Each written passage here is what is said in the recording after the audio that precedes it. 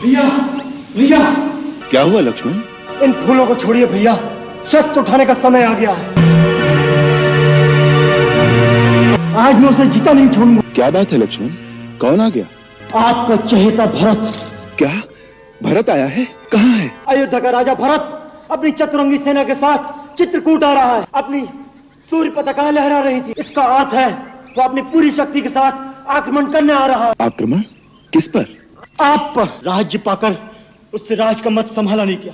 उसे नहीं पता था कि अभी तक लक्ष्मण जीवित है। भरत की बुद्धि ऐसी कुटिल कभी नहीं हो सकती। जिसकी माँ की बुद्धि इतनी कुटिल हो तो उसके पुत्र की बुद्धि कुटिल क्यों नहीं हो सकती? यदि उसके हृदय में कपट नहीं होता तो अपने साथ हाथी घोड़े और सेना लेकर नहीं चलता। अरे मानव तो क्या, इंद्र जैसे देवता भी राजमत के नशे में चूर होकर उचित और अनुचित भूल जाते हैं। वो आपको निस्सहाय बेसहारा समझकर आपकी हत्या करने आ रहा है। नहीं लक्ष्मण नहीं। आपको मेरी सौगंध है भैया, आज मुझे मत रोकिएगा। मैं आपके चरणों की शपथ खाता हूँ, यदि मैंने क्षत्रिय कुल में जन्म लिया है तो आज वे दोनों रणक्षेत्र में मेरे हाथों मारे जाएंगे। लक्ष्मण, मुझे तुम्हारी वीरता पर और तुम्हारे पराक्रम पर किंचित भी संदेह नहीं है। तुम क्रोध के आवेश में भरत को अवश्य मार सकते हो, परंतु जब तुम्हें पता लगेगा कि भरत पर तुम्हारा संदेह मिथ्या था तो क्या फिर उसे जीवित भी कर सकोगे? परंतु भैया, जो आंखों से दिख रहा है उसे आप संदेह कह रहे हैं। कभी कभी आंखों से देखा हुआ भी सत्य नहीं होता। राजपद का प्रमाद साधारण मानव को हो सकता है, इंद्र जैसे देवता को भी हो सकता है, परंतु भरत का स्थान देवताओं से भी ऊंचा है। जिस प्रकार खटाई की एक बूंद से क्षीर सागर का दूध नहीं फट सकता, उसी प्रकार अयोध्या तो क्या त्रिलोक का राज्य भी भरत को दे दिया जाए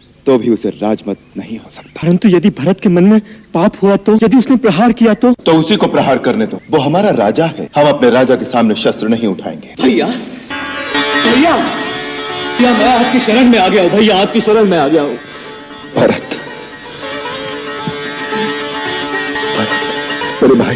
नहीं भैया, जिस पापी के कारण आपकी ये दशा हुई है उसे भाई मत कहिए। मैं अब इसका अधिकारी नहीं। भाभी भाभी, मुझे क्षमा कर दीजिए भाभी।